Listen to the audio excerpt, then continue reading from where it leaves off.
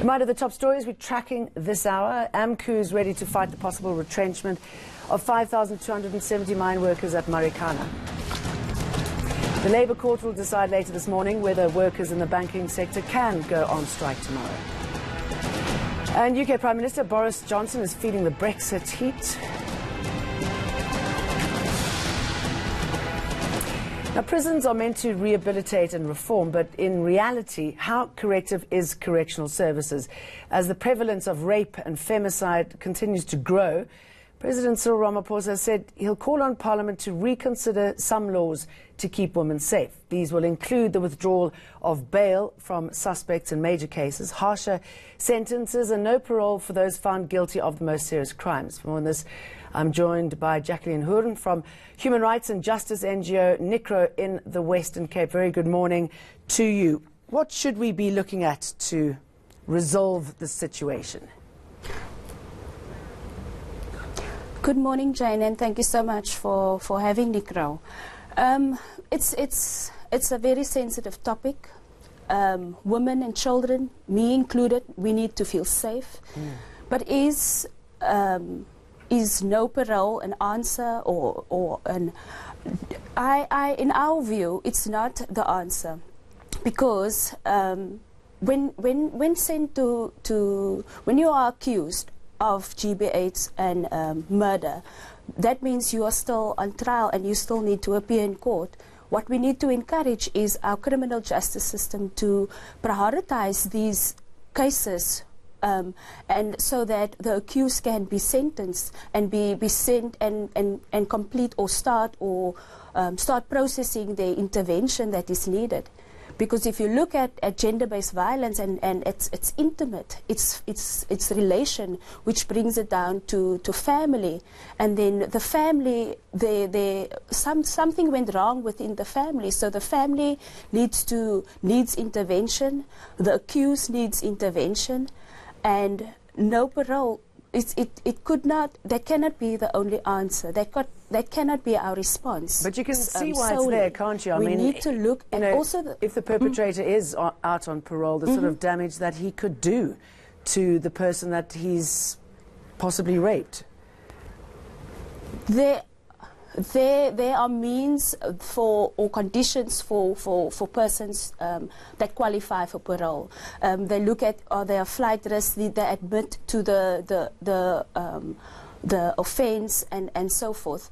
So those conditions need to be looked at.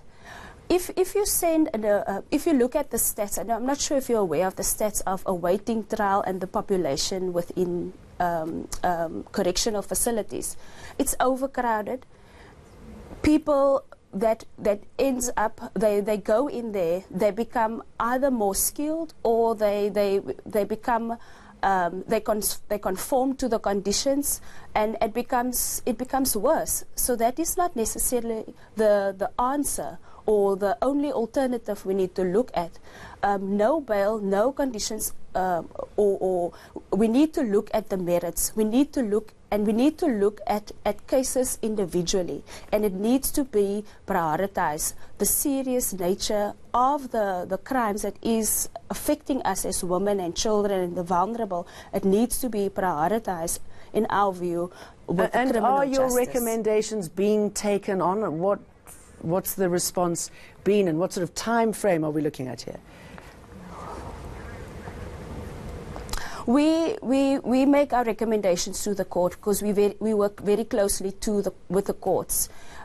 We make our recommendations, and somewhat the more we are engaging, meeting and discussing, there's I would say a buy-in from our criminal justice system to look and prioritize these matters as well. And rehabilitation, how effective is rehabilitation?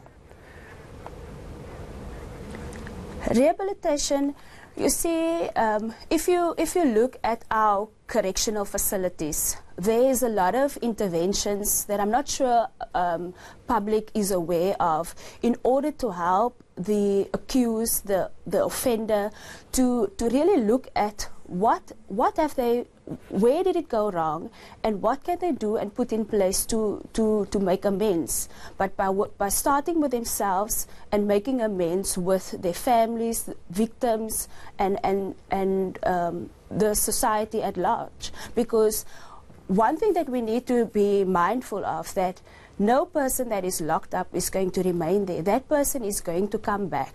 It's going to come back to the same family, possibly to the same community.